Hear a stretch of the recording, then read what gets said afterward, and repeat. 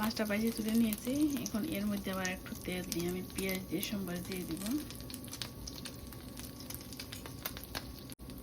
আর এখানে আমি দিয়ে দিচ্ছি 3-4টা এলাচি, 3-4টা দারচিনি টুকরো এবং 2টা তেজপাতা।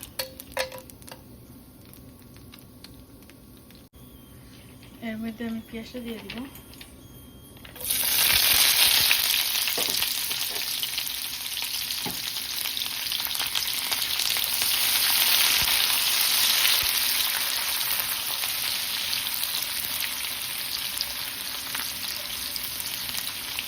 পেঁয়াজটাকে আমি খুব ভালো করে ভেজে নেব, তারপরে বাকি মশলাগুলো দিয়ে দিব।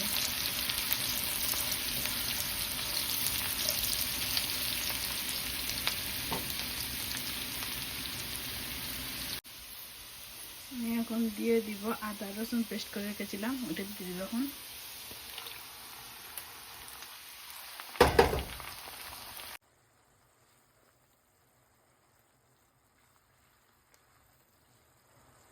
এই মশলাটাকে একটু কষিয়ে নেব, তারপরে বাকি মশলা যেগুলো আছে এগুলো আমি দিয়ে দিব।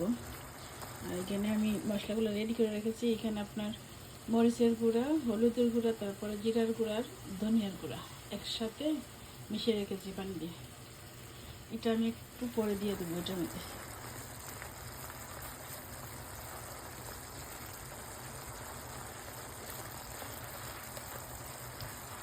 একটু ভালো করে কষিয়ে নেবো এটা।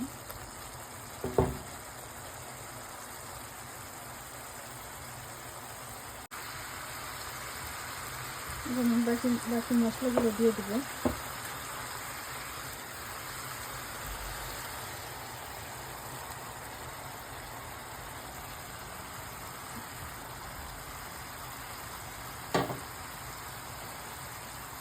একটু ভালো করে কষিয়ে নেব।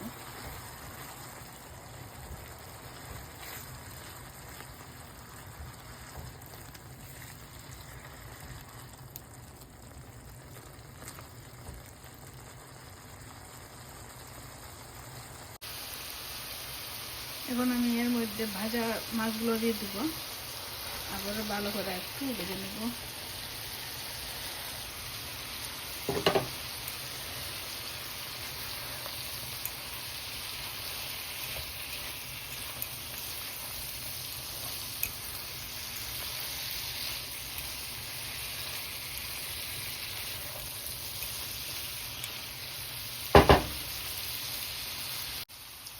পরিমাণ মতো লবণটা দিয়ে দেবো একসাথে।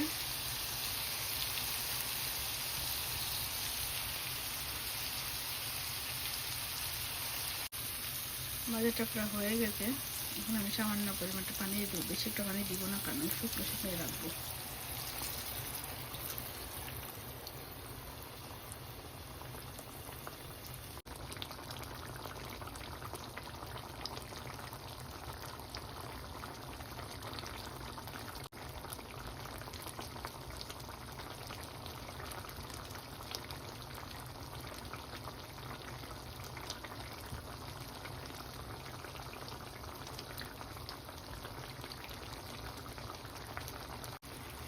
হয়ে গেছে তরকারিটা, নামিয়ে নেব।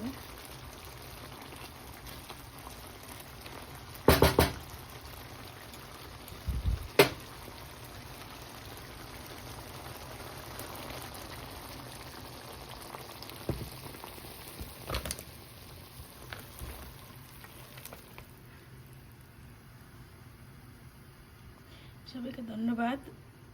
আমার ভিডিওটা লাস্ট পর্যন্ত দেখবেন, সবাই আমার পাশে থাকবেন। থ্যাংক ইউ সবাইকে।